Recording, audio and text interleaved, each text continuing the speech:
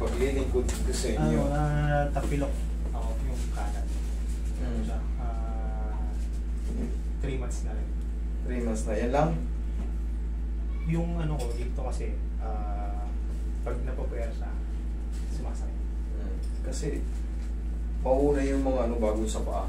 Para mamaya, baka inayos ko yung paa niya dito pa master, dito pa master. Pag ganun tayo, okay, dito meron din yan. Okay, sige. Check natin. 3 months na tapilok. Ibig sabihin niya, hindi yan regular. Kailangan 2 linggo lang ang tapilok, maximum. Wash out na yun. Pero pag kayo tumatagal na, may dapat nang baguhin dyan. Kailangan talaga maibalik yung talus joint.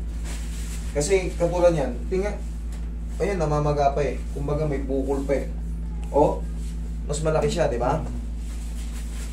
Okay na. Pag naglalakad kasi, pag naglalakad ka, ang control ng talus yun, yung ganyan, ganun, basta yung ganyan.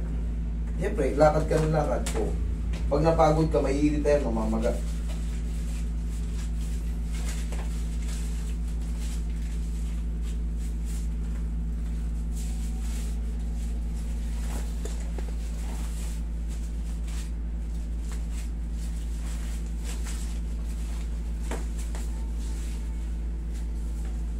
Relax na. Bango.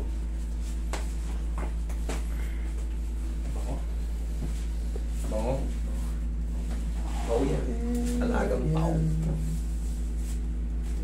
Sige, sir, higa ka matihaya. Sige na natin. 3 months na tulog.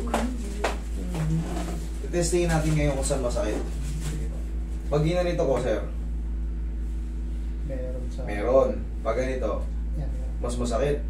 Pag ganito, wala. Pag ganito, Meron din. meron. Isa lang wala. Itong pag ganito lang. Pag ganito, meron. Kasi pagkatama lang posisyon yan, pag ginanto ko, dapat wala. Dapat wala. Eh, 3 buwan na, hindi pa rin nag-ilom. Ayan, kita nyo, parang medyo may maga-maga pa siya. Kita nyo, 1, 2, 3. Okay. Tatanggal natin. Sakit ba yan? Hindi. Para ka lang ano nito. Nagulat ka lang. Uy! Ganun lang. Pero yung sakit, para ka lang talagang ano, yung parang may lalabas lang na ground. Ganun lang, pero yung walang sakit. 1, 2, 3. Papapakaramdam mo parang sisingaw siya. Pero seconds lang yan. Ganun lang. Yung pain niya parang lang, uy! Umuhupa siya. Okay? Hindi yung dire-diretsong aray! Oh, mano na, sumingaw na. Ano? Wala na yung kirot? Meron pang konti. Oo, konti. Pagka na-haplos ko na to, wala na yan.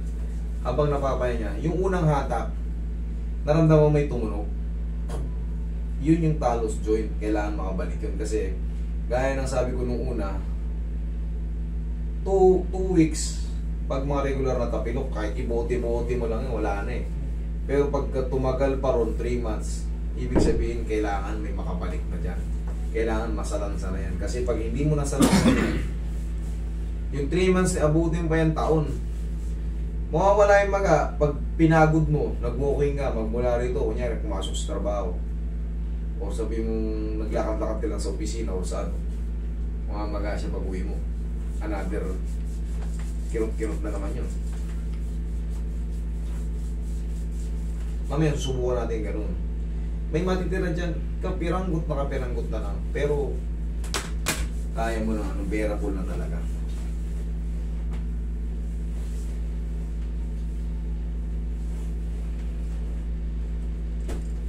Ano yan?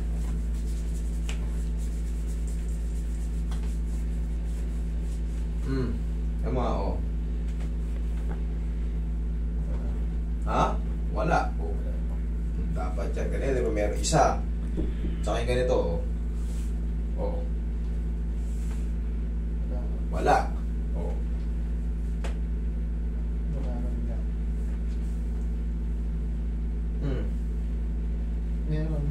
pero dito sa part na.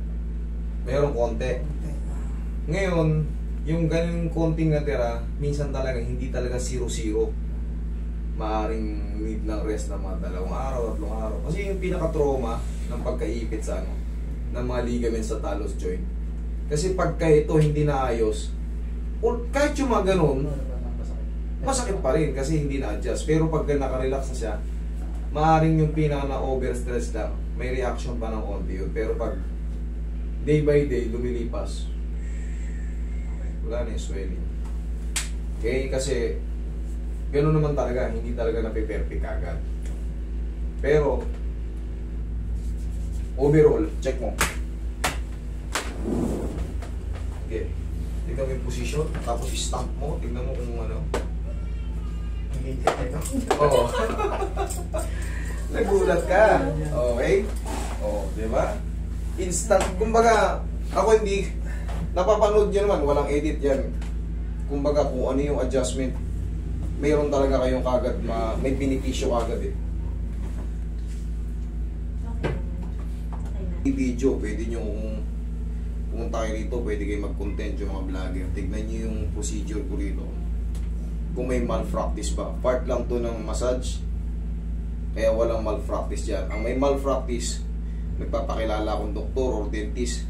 Hindi man ako nagbubuhod ng ipin, hindi man ako nag-open surgery. Paano masasabing malpractice? Malpractice din yun. O bakit di pa hinuli ng PRC? Walang malpractice sa ganito. Kasi part to ng massage. Hanggat hindi ako nag-oopera, hindi ako nagbubuhod ng ipin, hindi ako nagdadagdag ng kung ano-ano. Yan, walang malpractice dyan. Base yan sa attorney ko. O, kinonsulta ko na, wala raw, sabi no. Fiscal pa yung attorney ko. Kaya, yung mga umaharang-harang dyan na ano, sumi. Okay. Sir, ito, check mo. Okay na. Okay na. Thank you, Lord.